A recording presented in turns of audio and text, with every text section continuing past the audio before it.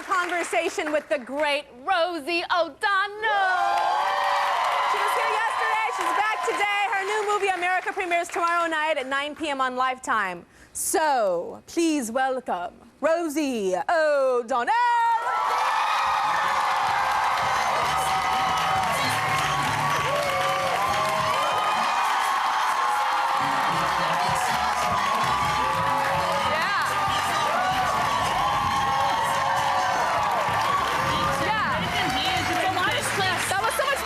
Do you think? Oh my God, it's getting better every day. I practiced all night. It's getting better every day. It's not as easy as it looks, that runway on this show. So we had fun yesterday. Thanks for coming back today. My pleasure. Thank you for having us. Yesterday we played a fun game. It revealed Rosie's thoughts on a variety of topics, and it was really fun. So I want to play it again. Okay, here we go. Get me in trouble. What do I gotta say? So we got Rosie's opinions. All right. Okay. Okay, here we go. I want to ask you about celebs being attacked for their weight, because I'm famously one of those. Yeah, which is hard for me to believe, because looking at you, I'm like, please, people. But yeah, I'm 160 pounds right now, is the weight of when my pictures were taken. Really? Yeah. I'm 222. Yeah, don't we love, just Come on, embrace the number. Embrace the number. So many women are scared to say the number. I say, just say it. You know, I think that show, The Biggest Loser, has really helped, because for a long time, everyone lied, even celebrities. You'd see them on TV going, oh, I'm 180.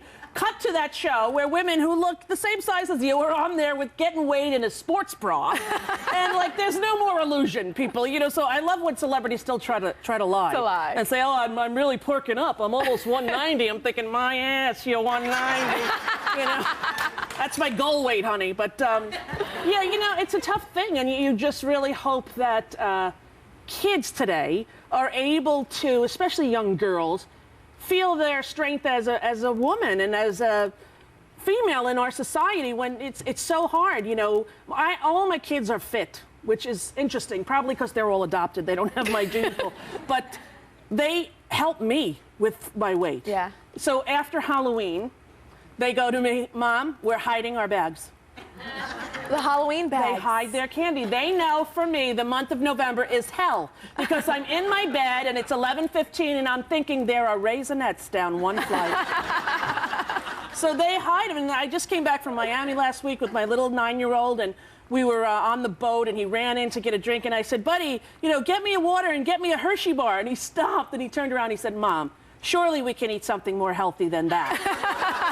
He's 9 years old. So I think that, you know, celebs are... It's, you know, I find crazy. I find that a celeb, they can go kill their wife. They can, they can go all kind of drugs, all kind of crazy stuff, and come back, no problem. Yeah. Woo, gain 15 pounds. I know. Blasphemous. I always feel bad, especially for the ones who are sex symbols and, you know, like you or whoever, that are supposed to look some kind of way, you know. Are you on Facebook? No. You're not? No, because I would so want to be your friend on Facebook. Really? I would totally, you should set up a fake account and like we could just be friends on Facebook. I'm obsessed with it now. I have like a fake name on there. Well, my brother just signed himself up. Tell y'all the name. And he sent me something that said, click here, and I clicked and I think I was on. I don't know what happened. I think I may have an account and I'm not even sure of it. But my kids go to a school where you're not allowed to watch TV, part of the contract you sign with the school, or go on the computer. So we're not really well versed in that kind of, but people tell me that it's addictive. Oh my God, I'm gonna show you after the show. Okay, show me. It's crazy. You can find all your friends from elementary school, junior high school, high school. Who would you want to find in high school, Rosie? In high school, maybe Todd Bishop. Todd Bishop. I loved him. He was a very artistic kind of guy, and he was kind of always teased and picked on, but I bet he's like some fantastic designer or architect, or he always had style, that kid. Todd Bishop. Todd Bishop, where are you? Go to TyraShow.com, Todd Bishop. Yeah, Todd Bishop. Rosie O'Donnell's looking for you. Yeah, that would be interesting, though. Do you get flooded by people? Well, I'm under a fake name, so I do a little secret thing and tell them it's me, but I'm like, don't post this on your wall-to-wall or your comments. Does that make sense? Yeah. I'm like, keep it on the down low. Well, that's what I got, a little letter that said, your brother Eddie is on the wall. I'm thinking, what wall? What are you talking about? You know, I didn't even know. But why did you quit your blog? We used to, like, every day on the talk show, we would go on the blog and see like your video blogs. I loved it. I know, it was so much fun. When I started doing it like 6 years ago, nobody really knew what a blog was. Yeah, they didn't. And people, I'd go on talk shows and say, I have a blog, and they're like, what? But then it got very commonplace, and with Facebook, it's sort of similar to your own blog, I guess, right? And I didn't like that entertainment shows in the evening would take just a part of it, and here she is, crazy Rosie again, and then roll it, and then people would call, why did you say that? I'm like, oh, forget it. Yeah. I'm doing it now, really, to talk more about the philanthropic things that I'm doing, and occasionally when there's something adorable I can't resist, I'll put it up. Do you keep a personal journal, like a diary? I definitely do. You do? I'm so scared to keep one. Really? Yes, I'm scared like it's going to get out. I have some crazy journals from when I was in high school. I'm like, I can only imagine if I was writing now. Yeah. So how do you do it and keep it secret? You have a secret stash? I have like those red books, the Daily Journal. They're pretty big, and they have the year on them, and each day, and you could write and put pictures in there. So it's kind of great. I could like grab the one from 2000 and look through and see like Parker as a baby, and you know, show them pictures and what I was doing. But I love to do that because it's good for me to remember where I was a year ago or what was happening. I don't really think about locking them up too much, but now that you mention it, I could get paranoid and get a safe. What was your toughest year of your whole entire life? 1973, when my mom died. Oh. Yeah, that's like a dividing line for me. Wow. You know, 1973, it's like all the color went away. It was like I was living, you know, color, and then it all, like the Wizard of Oz, just became black and white. And then when my son arrived in 95, the color was infused again. Wow. And it was like the most magical thing ever. So those are the two lines, March 73 and May 95. Okay, I'm going to switch up a little bit. What do you think about Whitney Houston coming back? I hope and pray to God that she does and can. I often have dreams that I go on tour with her, and I do, and I open for her, and she comes out and does a set, and then I'm on the backup. Clap your hands, y'all, it's all right. Come on, clap your hands, y'all, it's all. I think she's unbelievably talented. Yeah, she sang at some Grammy parties. They said she was fantastic. She did a medley and all that stuff. She did the whole thing. I don't think there was ever a voice like that of our generation. I agree. And, you know, she's had some really tough times, and I think the worst thing was that Bobby Brown show. Oh, dear Lord in heaven. I can't even. The fact that she would have seen that and said, fine, put it on, that's how you know maybe she had some drug issues. But, you know, everybody has issues. Here's the thing. Every human that you know struggles with the same thing. Addiction to what? Food? You eat too much? Or alcohol? Or drugs? Or sex? Or the internet? This is part of the human condition. And you see people who are able to go further than the addiction and go on and achieve amazing things. And I hope that for Whitney Houston. Yeah, I'm addicted to Facebook, I swear. You are? You're addicted to Facebook? I just went on right before the show. I was like, I know Rosie's coming out, but I gotta go, I gotta go, Did you have any new friends on your wall or something? I did have new friends from like elementary school.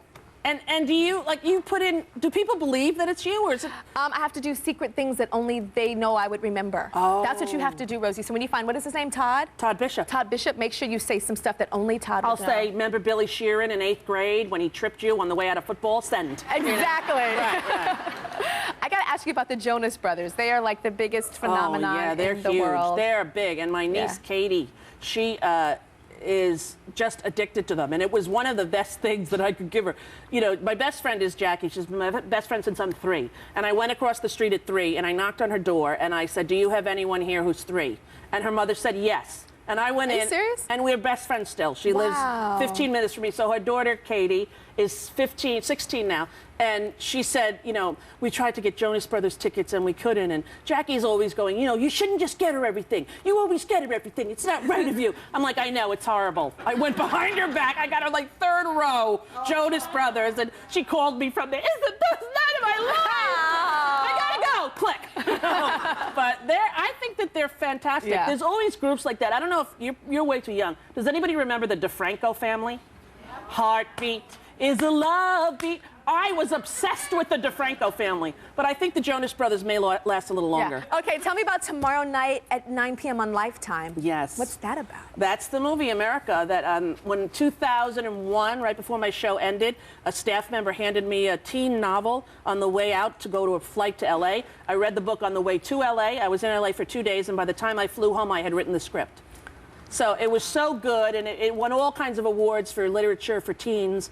And I didn't know you wrote the script. I did. Rosie! Yeah. I didn't know that. And I called the writer, who was E.R. Frank was the writer. I didn't know man or woman. It was a woman who is a social worker who works with kids, and she's just had her first baby. Wonderful lady. And she came over to my house, and I said, I don't know how I'm going to do it, but I promise you I will get this movie made. So once we got the green light in November, I called her up. I said, guess what? You're going to fly to Detroit. We're filming this movie. She said, guess what? I'm 9 months pregnant, and I can't come. She just had her baby boy, and it's a wonderful, wonderful story about foster care. It's very accurate. Take a look at this clip. America. Liza's gone. Yeah, but she's gonna be okay. Did you really tell her that cutting yourself lets all the pain you have inside out? Yes, I did. But you don't have to cut yourself to let all the pain out. What else can you do? You talk to someone you trust. And that's why I'm here.